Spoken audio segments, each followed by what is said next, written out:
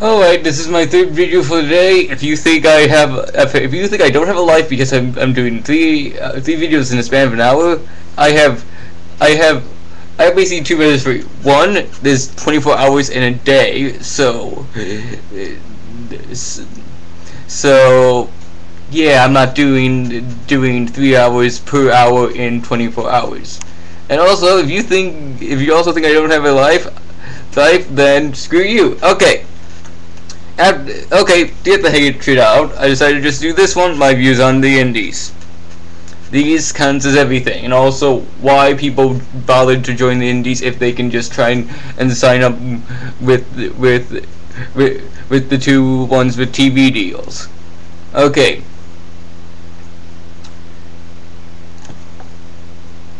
One, I think that the indies is, for the most part, I think that is mainly as basically the minor leagues. However, there are some big exceptions. I think ROH is basically taking over the place of the now dead ECW, which means that it's basically an indie that is trying to basically turn into a major competitor, and it's doing that pretty damn well. I also think that the indies is just basically where female wrestlers also truly do shine. For example, you have WWE, they do, for the most part, shit matches. In TNA, they put on some good matches, but it's usually just the two main wrestlers that can actually wrestle, that are, as far as I can tell. And with indies, you don't have the shallowness of basically the mainstream audience. If you don't have big boobs, if you don't got the legs, if you don't got the ass, if you don't got whatever, you can join the indies as long as you can fucking do a suplex or a pile driver or whatever the other wrestling move you can do. So basically, that's my thought on the indies. It basically helps female wrestlers basically earn a living by doing proud actual work instead of just going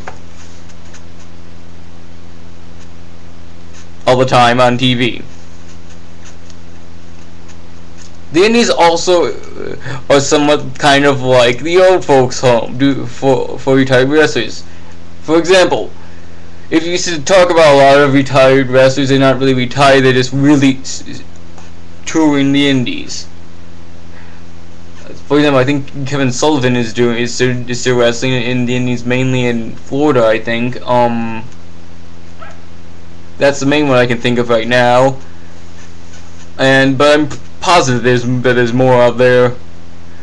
So basically, those are the two main things: the basically retirement homes and the minor leagues. But there's also a really big beat in between. Some of them are just trying to just make a profit off of wrestling. They don't got TV deals, but they still are just basically trying to just earn a profit. If one of their rosters goes big, and they're just like clap clap. I'm not bad. For a lot of people who think that I hate TNA and WWE, no, for stealing stars, no, I do not. I'm a wrestling fan. They put on some good stuff. That is what I congratulate them for doing, for what they have done.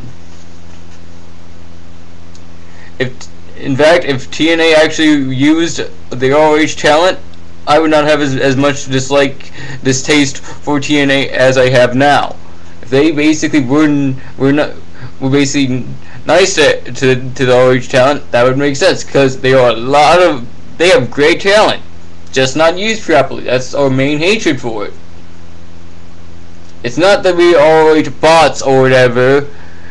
We just know that we have seen these guys before, way before their TNA days, and they're not being utilized at all as what they are doing in the ROH days. I mean, and TNA's not doing it what they are. I just want to vent out this. The indies are not always. Once again, every now and then an indie might want to compete with the big boys, and once again, ECW and ROH, they are doing it. They have done it. So they're not always just minor leagues. They're basically the in-between section of the minor leagues and the major leagues. I call it the intermediate leagues, or the EMEs. I prefer the intermediate, though, due to the fact that EME sounds retarded. And also, anybody who thinks it's about the money, it's usually about the money. But I know, but definitely not when it comes to the indie women. Mischief for once, who again, big fan of. Has gotten a shitload of offers by WWE taken. She's just like, and she's always been like, huh? Who are you? I don't watch you. Go away. You're not utilizing. You won't utilize me again. Fuck off. Whatever. So once again, there's an exception to every rule, guys. Before you just bash off, you just write off ROH as basically a promotion that's trying to be like, ooh, I'm ROH. We're stupid because we think that we could hang out with WWE and TNA.